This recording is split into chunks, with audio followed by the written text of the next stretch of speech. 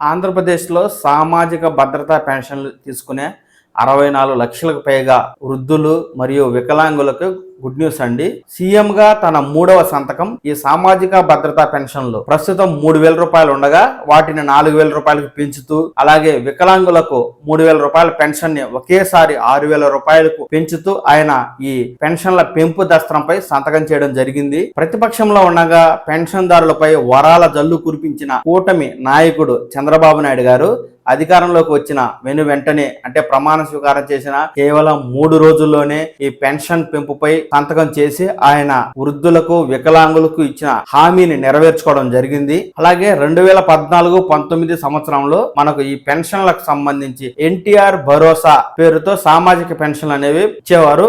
ఇప్పుడు కూడా ఈ సామాజిక పెన్షన్లకు వైఎస్ఆర్ పెన్షన్ కానుక పథకం స్థానంలో ఎన్టీఆర్ పెన్షన్ భరోసా పథకం పేరుతో ఈ పెన్షన్లను అయితే ఇవ్వనున్నారు. దీనికి సంబంధించి మనకు వార్త అయితే వస్తూ ఉందండి. మీరు స్క్రీన్ మీద చూడవచ్చు. వృద్ధులు, వితంతువులు, ఒంటరి మహిళలు, చేనేత కార్మికులు, కల్లుగీత కార్మికులు, మత్స్యకారులు, చర్మకారులు, డప్పు కళాకారులు, హిజ్రాలు, హెచ్ఐవి బాధితులు, ఇతర కళాకారులకు ఇప్పటి వరకు అందుతున్న 3,000 పింఛన్ను ఒకేసారి 4,000 రూపాయలకు పెంచుతూ నిర్ణయం తీసుకోవడం జరిగింది.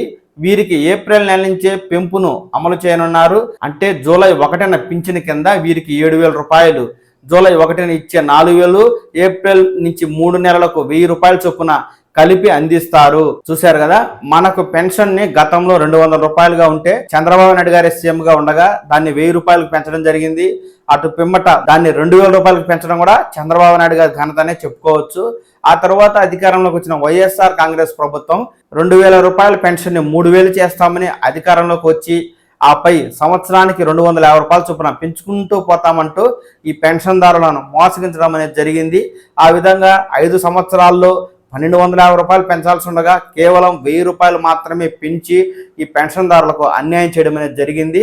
కాగా మళ్ళీ మనకు చంద్రబాబు నాయుడు గారు ముఖ్యమంత్రిగా అధికారంలోకి వచ్చిన వెంటనే ఈ పెన్షన్దారులకు ఇచ్చిన మాట మేరకు కేవలం ముఖ్యమంత్రిగా బాధ్యత చేపట్టిన 3 రోజుల్లోనే పెన్షన్ని 3,000 నుంచి 4,000కు పెంచుతూ, అలాగే వికలాంగులకు 3,000 నుంచి 6,000 రూపాయలకు పెంచుతూ ఆయన సంతకం చేయగా ఈ మేరకు హామీని అయితే నిలబెట్టుకోవడం జరిగింది. అలాగే దివ్యాంగులు, ఇతర వ్యాధిగ్రస్తులకు సంబంధించి కూడా తాజా సమాచారం అయితే తెలుస్తుందండి. దివ్యాంగులకు చరిత్రలో ఎన్నడూ లేని విధంగా ప్రస్తుతం వారికి అందుతున్న 3,000 రూపాయలను ఒకేసారి 6,000 రూపాయలకి పెంచారు. పూర్తి స్థాయిలో అస్వస్థతకు గురైన వారికి, తీవ్ర అనారోగ్యంతో మంచాన పడిన వారికి, వీల్ చైర్లో ఉన్న వారికి అందే 5,000 రూపాయల పెన్షన్ 15,000 రూపాయలకు పెంచడం జరిగింది. కిడ్నీ, కాలేయం, గుండె మార్పిడి చేసుకున్న వారికి, డయాలసిస్ స్టేజ్ కు ముందు కిడ్నీ వ్యాధిగ్రస్తులకు పెన్షన్ కింద 5,000 రూపాయలని 10,000కు పెంచుతూ కూడా నిర్ణయం తీసుకోవడం జరిగింది. కుష్టు కారణంగా బహుళ వైకల్యం సంభవించిన వారికి 6,000 రూపాయల పెన్షన్ ఇవ్వనున్నారు. వీరందరికీ పెంచిన మొత్తాన్ని జూలై 1న అందించనున్నారు. రాష్ట్రంలో 65,39,000 మంది పెన్షన్దారులు పెన్షన్లు ఇవ్వడానికి ప్రస్తుత నెల 1,939 కోట్లు ఖర్చు అవుతోంది. పెంచిన పింఛను అమలుకు గాను జూలై నెలకు 4,408 కోట్లు ఖర్చు అవుతుంది. కాగా ఆగస్టు నెల నుంచి ప్రతి నెల 2,758 కోట్లు అవసరం అవుతుంది. మొత్తంగా సంవత్సరానికి 33,099 కోట్ల రూపాయలు ఈ యొక్క సామాజిక భద్రతా పెన్షన్లు ఎన్టీఆర్ పెన్షన్ భరోసాగా పథకానికి ఇచ్చేదానికి సరిపోతుందని మనకి ఇక్కడైతే స్పష్టంగా తెలుస్తుంది. రాష్ట్రంలోని రాబడి నుంచి ఎక్కువ మొత్తంలో ఈ పెన్షన్దారులకే ప్రభుత్వం ఖర్చు పెట్టనున్నట్టుగా తెలుస్తుంది.